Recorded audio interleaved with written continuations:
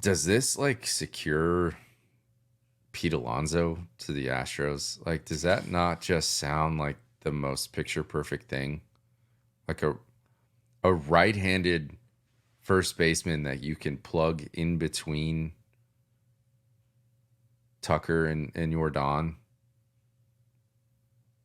I mean, Because like, let's be real, Bregman isn't like a true 3-hitter.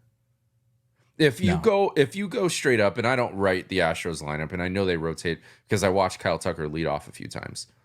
But if you go Altuve, Tucker, third spot, we'll leave blank for now. Yordan 4. Bregman feels like a 5-hitter. Based on this year, I think 3, like Pete Alonso at the 3. And then you really have a right, left, right, 1 through 5. And that's like a scary 1 through 5. Like that's a next level 1 through 5. And we're not Pete Alonso fans by any means, but a Yordan behind you with the Crawford seats, that man could cook. That man could do some damage there.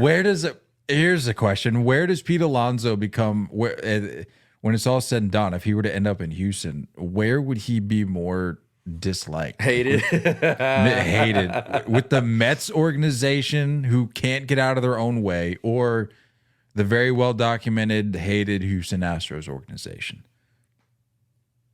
I think it's just both. I don't know if I can answer both. Because he's taken the try hard way of going about things with him. Like he's not leaving that in New York. He's wherever he goes, he's taking that with him. That's him. For as long as he's in the home run derby, he's going to be doing deadlifts before.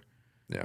Regardless if he's wearing a Mets hat or not. So that's an interesting question that I'd be curious to know the answer to when it's all said and done. I don't know. It makes too much sense though. It makes too much sense. I can see it. I can. Before we move on, does Jose Abreu get another chance this year? And not minor league contract checking that box. I'm saying, do we see him? Okay, there it is. Do we see him in a big league uniform again this year? Well, he's not. I mean, he's not signing to play right away at the big league level. No, so he would have to work his way back. So you're saying with the caveat of him signing, like checking that minor league deal box and then working his way back to the majors by season's end. That's what you're saying. Does that happen? Yeah. I'm glad you mentioned it because I didn't want to have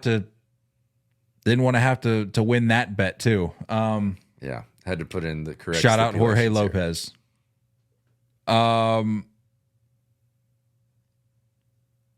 I don't know, man. That's going to take some work. Yeah. And I know it's like still kind of early, but it's also kind of not. I just don't think he has analytics on his side either. Like that, I think that's one of the big trouble. Like he gives me Hosmer vibes with less defensive ability. The fall off was crazy though, dude. Like it's He's really also old. I think people forget he didn't come over until like 26. He's 37 and a half. So that's what we know. We don't know for certain, but that's what we were told is that he's 37 and a half. He didn't crack in until 27 years old, right? 2014. So that's 10 years ago. So 27. Yeah. He might be done. I think it's done. The fall off was crazy though, dude. He won the MVP in the shortened 2020 season.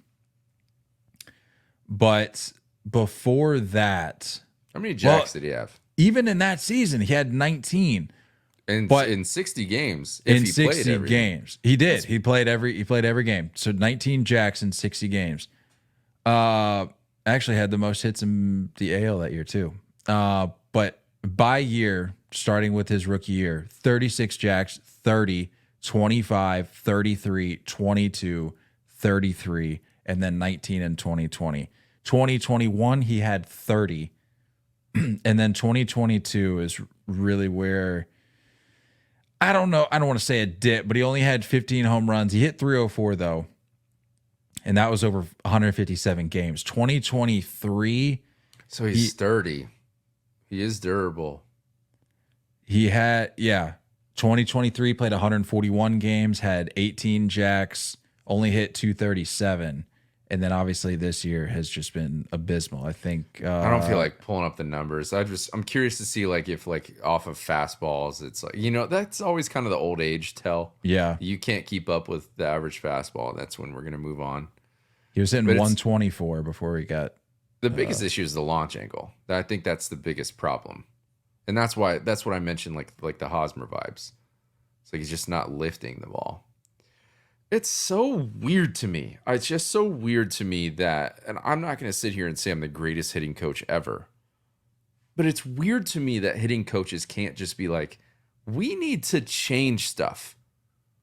I need you to like move your hands to a different place. I need you to get rid of this hitch in your load. I need you to consider this. And it's weird how like unadjustable guys are. And I don't know if it's like a lack of athleticism. It's more so like a stubbornness. And I'm like, what?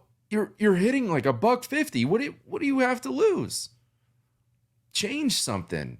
And where is this hitting coach that's willing to be like, these are mechanics that we need to maybe try and find. This is the result we're looking for. Let's get those hands in a different place. Let's get our bat angle in a different place. Let's just change something. It's so weird to me that I don't know if it's a lack of like willingness for a coach to come out and direct that, or if it's more so a player being stubborn. But like I would love for, I don't know pitching that much, but like mechanically anyway, but like I would love for someone to be like, yeah, Manoah looks totally different now from what he was doing during his struggles. His hands are starting here versus here. Like, you know what I'm saying? Like there's enough of a mechanical difference. And that's what I didn't see it. When Abreu came back up and he hit that double to right field, I was like, maybe he's back. But it looked the same. Didn't look any different. I don't know. Tough. I think he's done. He's old. But you get him for league minimum, so. It's true. I think he gets one more shot. I mean, because again, the fall off was rough, but I think it's going to be somewhere random. Yeah. Well, that's like the Tigers or the Royals or something. Well, I don't think they're gonna want to acquire an aged corner infielder after the whole Mickey situation. I think they're still a little scarred from that. Yeah. But again, like I was saying, the fall off, granted, it was rough, but it wasn't exactly prolonged. Like it wasn't drawn out. It was just like a steep cliff. So I'm wondering, to your point, like mechanically, if there's something. That's what it makes you question. Yeah. The quick fall offs, it's like a mechanical thing.